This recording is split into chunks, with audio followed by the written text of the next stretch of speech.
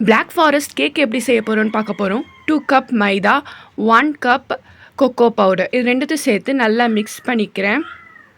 இதில் 2 cup sugar add பண்ணிக்கிறேன். Add பண்ணி இதை நல்லா மிக்ஸ் பண்ணிக்கிறேன். அதுக்கப்புறம் 1 கப் மில்க்கு காய்ச்சி ஆற வச்ச மில்க் அதை ஆட் பண்ணிக்கணும். நெக்ஸ்ட் 1/2 கப் ஆயில், சமையலுக்கு யூஸ் பண்ணுற ஆயில். அப்புறம் 3 முட்டை. இதோடு சேர்த்து 1 டேபிள் ஸ்பூன் அளவுக்கு vanilla essence, black essence add பண்ணியிருக்கேன். இதெல்லாம் சேர்த்து நல்லா மிக்ஸ் பண்ணிக்கோங்க.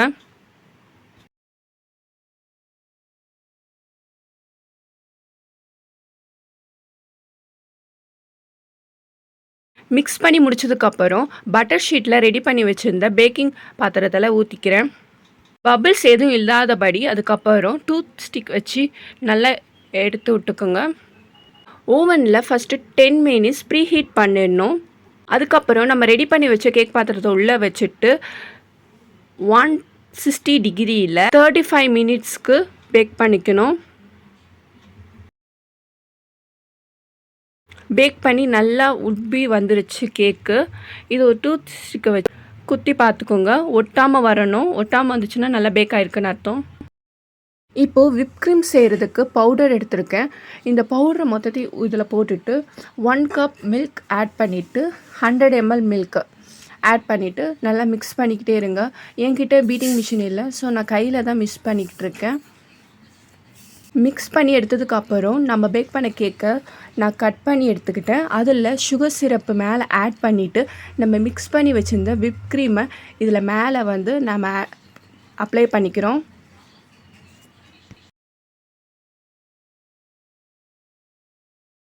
ஐசிங் பண்ணி முடிச்சதுக்கப்புறம் கோகோ சாக்லேட்டை மேலே நல்லா தூவி விட்டுக்கிறேன்.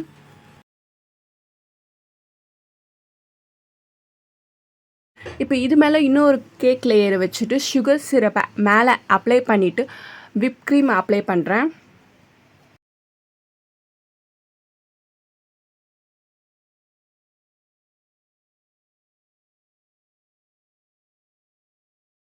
அப்ளை பண்ணி முடிச்சதுக்கப்புறம் இது மேலேயும் சாக்லேட்டை தூவி விட்டுக்கிறேன்.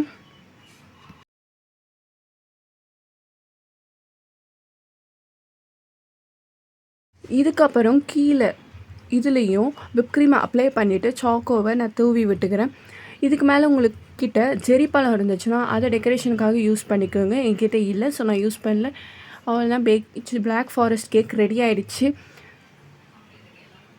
இந்த ரெசிபி உங்களுக்கு பிடிச்சிருந்தா நீங்களும் ட்ரை பண்ணி கமெண்ட் பண்ணுங்கள். Bye bye.